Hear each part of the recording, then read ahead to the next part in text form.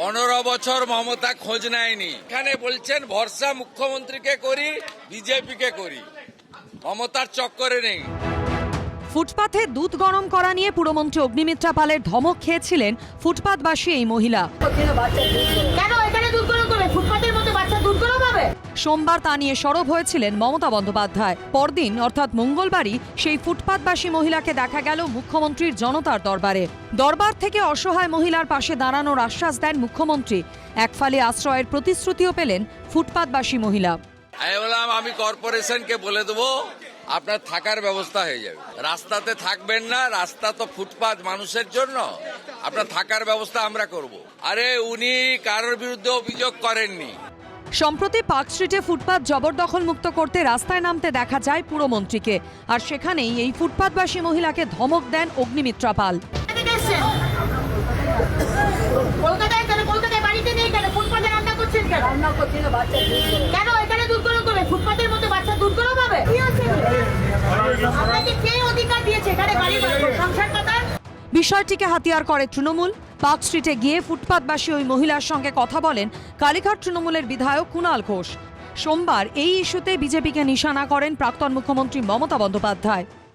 দুধটাকে ফেলে দিতে আপনাদের গায়ে লাগে না? মনে রাখবেন, মায়ের অভিশাপ বড় অভিশাপ। চমকাচ্ছেন, ধমকাচ্ছেন। আমি এই পরিবারটার দায়িত্ব নিতে রাজি আছি। কিন্তু মঙ্গলবারই সেই ফুটপাথবাসী মহিলাকে দেখা গেল মুখ্যমন্ত্রীর জনতার দরবারে। তার সঙ্গে দেখা করেই প্রাক্তন মুখ্যমন্ত্রীকে নিশানা করেন বর্তমান মুখ্যমন্ত্রী শুভেন্দু অধিকারী। মমতা ব্যানার্জি লোক পাঠাচ্ছে, বলছে টাকা নাও, বিজেপির বিরুদ্ধে বলো। উনি বললেন যে আমার ভরসা মুখ্যমন্ত্রীকে, বিজেপিকে। আমি বললাম আমি কর্পোরেশনকে বলে দেবো আপনার থাকার ব্যবস্থা হয়ে যাবে, রাস্তাতে থাকবেন না, রাস্তা তো ফুটপাথ মানুষের জন্য, আপনার থাকার ব্যবস্থা আমরা করব। আরে উনি কারোর বিরুদ্ধে অভিযোগ করেননি। প্রাক্তন মুখ্যমন্ত্রীর আক্রমণ এবং তার বিরুদ্ধে বর্তমান মুখ্যমন্ত্রীর অভিযোগ উস্কে দিয়েছে নতুন রাজনৈতিক তরজা। মুখ্যমন্ত্রী আন্তরিকভাবে ওনাকে সব রকম সাহায্যের আশ্বাস দিয়েছেন। মমতা বন্দ্যোপাধ্যায় বিভিন্নভাবে প্রলোভন দেখাচ্ছেন।